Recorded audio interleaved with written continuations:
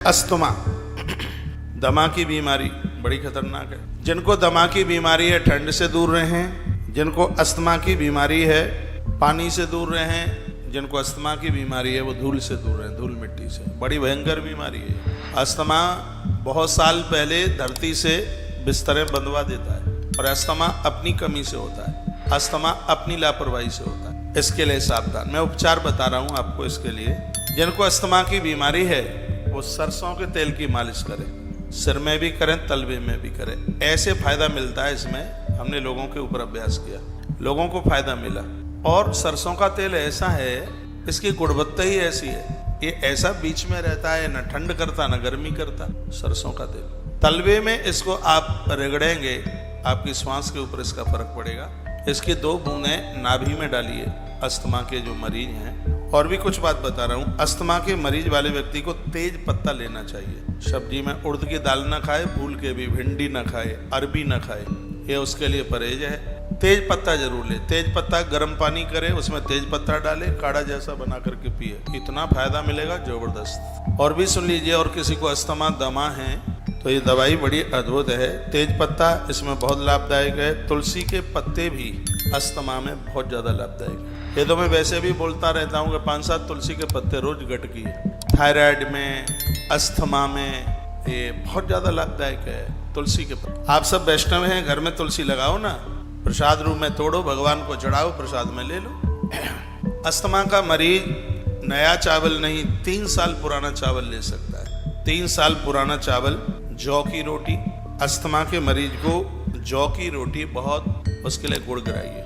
हम लोग लहसुन प्याज के विरोधी हैं। यदि किसी को अस्थमा है, कुछ दिन के लिए वो आरोग्यता के हिसाब से प्याज प्रयोग में ले। लाल प्याज आती है, बिल्कुल सफेद ना लाए, लाल लाए मंडी से। इसको सुन लें, समझ लें इसको बनाने की विधि।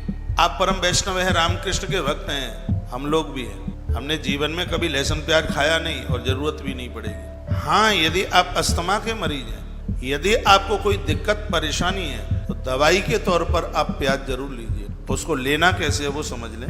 लाल प्याज 200 ग्राम लिख लो, लिख लो। एक पीली खांड आती है, रख दिया, उसमें बूरा डालिए, डाल दिया, उसको थोड़ा चलाइए। ऐसे उसको क्या बोलेंगे, हमारे यहाँ उसको बिलैया बोलते हैं, जिसके ऊपर उसको छीला जाता है बिल्कुल, या चाकू से बिल्कुल उसको एकदम बारीक कर ले। कर लिया, कर लिया, बारीक कर लिया बिल्कुल। तो जो आपने जो खांड या बूरा जो डाला है कढ़ाई में, इसको उसमें डाल दीजिए। डाल दिया। 4 जब वो मिल जाए करछली से या चम्मच से, फिर उसमें आप 4 गिलास पानी छोड़ दीजिए, खूब उबलने दीजिए। 4 गिलास पानी का 1 गिलास पानी रह जाए तब तक उसको उबलने दें। 1 गिलास पानी रह जाए तब तक उसको उबलने दी।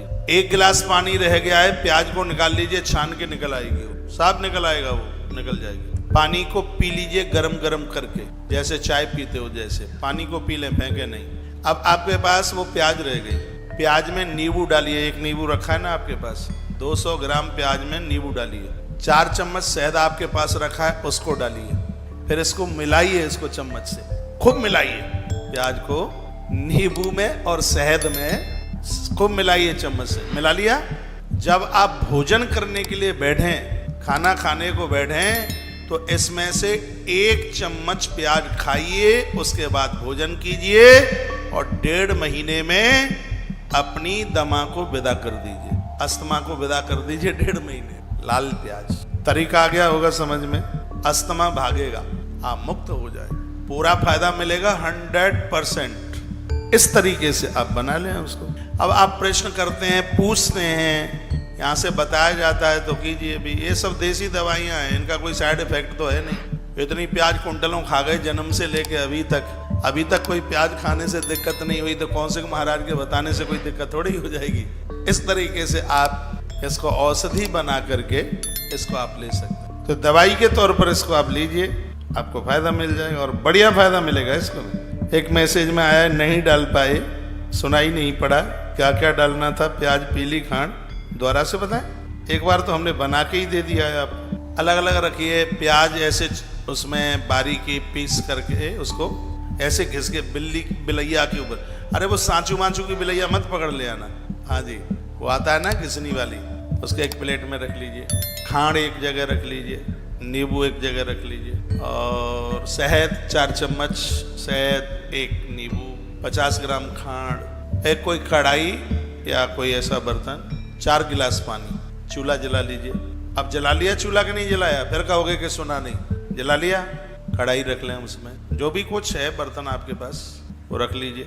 जब उसमें कोई पानी की बूंद ना दिखे, जब गर्म हो जाए तो उसमें 50 ग्राम बूरा डाल दीजिए। उसको जो आपने जो प्याज घिसी है उसको डाल दीजिए। फिर उसको चलाइए, यूं ऐसे चलाओ, चलाते रहो उसको, चलाओ।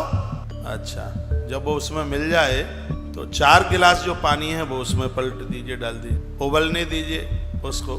थोड़ा आग हल्की करें। 4 गिलास पानी का 1 गिलास पानी रह जाए तो उसको उतार लीजिए, छान लीजिए। गरम गरम चाय की तरह पानी पी लीजिए। प्याज रह गई आपके पास, उसमें 1 नींबू है वो उसको निचोड़ लीजिए। 4 चम्मच आपके पास शहद है वो भी उसमें डाल लीजिए। फिर उसको चम्मच से मिलाइए। मिला लिया, 1 रात इसको रखा रहने दीजिए। नहीं कि अभी बनाया अभी खाना शुरू कर दें। शायद पहले विधान में ये चूक गया, हम नहीं बता पाया। 1 रात इसको बना करके इसको रखा रहने दीजिए। कम से कम 1 रात इतना तो होना चाहिए। दूसरे या तीसरे दिन से भोजन करने के लिए जब आप बैठे हैं उसमें से 1 चम्मच खा लें। उसके बाद चपाती दाल जो भी आप खाते पीते हैं, उड़द की दाल मत खाइएगा। 1 चम्मच ये खाने के बाद फिर आप प्रसाद लीजिए और 1.5 महीने में श्वास की बीमारी को विदा कीजिए। ये है फॉर्मूला। अब आपने पूछा है तो कीजिए भी, नहीं करते हैं तो पूछिए मत फिर।